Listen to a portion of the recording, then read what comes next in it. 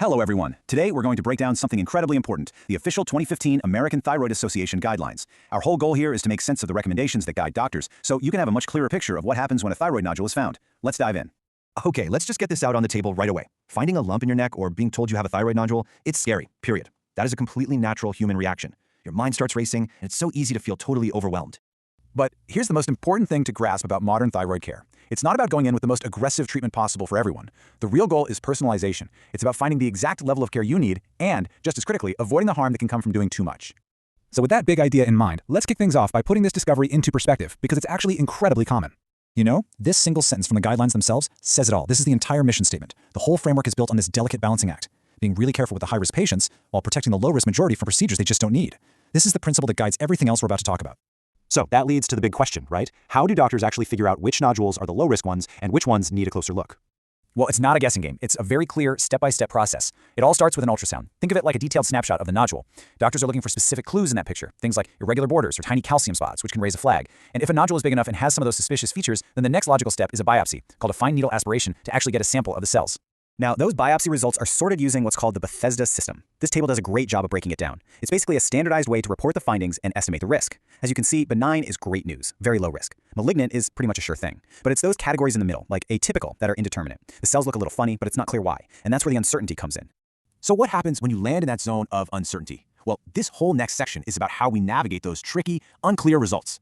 This is the exact question that so many people face, and in the past, that uncertainty often meant one thing, surgery, just to get a final answer. But that also meant a lot of people went through an operation for nodules that turned out to be completely benign.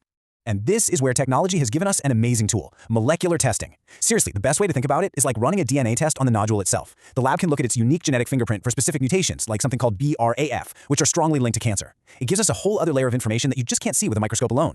So what's the whole point? Well, it all comes back to that main goal we talked about at the beginning. It's about clarifying the real risk, helping you and your doctor make a much smarter decision, and, for many people, avoiding a major surgery that they simply don't need. It is a perfect example of personalized care.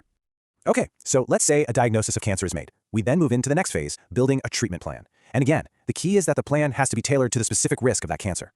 And this is done through a process called risk stratification. And I'm telling you, this is probably the single most important concept in the whole guideline. It's a game changer. After surgery, doctors analyze the tumor to sort it into a risk category. This one step determines pretty much everything that comes next. The very first big decision is about the surgery itself. For smaller, low-risk cancers, just removing half the thyroid, a lobectomy, is often all that's needed. The huge benefit there, a much lower risk of complications, and you might not even need to take thyroid hormone pills for the rest of your life. Removing the whole gland, a total thyroidectomy, is typically reserved for those larger, higher-risk cancers. Now, I really want to pause here and let this sink in. The overwhelming majority of thyroid cancers fall into that low-risk category. And for these patients, the prognosis, the long-term outlook, is truly excellent. And this chart, wow, this just drives that point home. Look at these numbers, pulled right from the data cited in the guidelines. After treatment, a whopping 86% of low-risk patients show absolutely no evidence of disease. Another 11% might have some minor, stable things show up on a lab test, and only about 3%, a tiny fraction, ever have the disease come back. This data is incredibly powerful and reassuring. That brings us to our final section, what happens over the long term. Because the care doesn't just stop after treatment, but the way we approach it has completely changed. So, after you've been given that initial risk label, low, intermediate, or high, is that it? Are you stuck with that label for life? The answer is a huge resounding no. And the reason why is this other revolutionary idea called dynamic risk stratification. This is so cool. It basically says your risk level isn't static. It's something that gets reevaluated over and over again based on how you respond to treatment. If everything looks great a year or two out, you can actually be reclassified into an even lower risk group, which means your follow-up plan gets less intense. So how do they measure your response? It's actually pretty simple. It boils down to two main tools: a blood test for a protein called thyroglobulin, which acts as a super sensitive cancer marker, and a regular neck ultrasound. Getting an excellent response means your blood tests are clear and your ultrasounds look great. And achieving that is the goal, because it lets you move to a much less frequent, less stressful follow-up schedule. So why does this dynamic approach matter so much? Well, the numbers tell the whole story. The old way, relying only on that initial risk assessment, it was less than 30% accurate at predicting who would stay disease-free. But by using this dynamic response-based model, the accuracy more than doubles to over 60%. It allows your care plan to literally evolve with you over time. And that really brings us full circle. The whole philosophy of these guidelines is a massive shift in perspective. It's not just about treating a nodule or cancer. It's about tailoring every single step of the journey to make sure you get exactly the right amount of care needed and no more to protect your quality of life for years and years to come.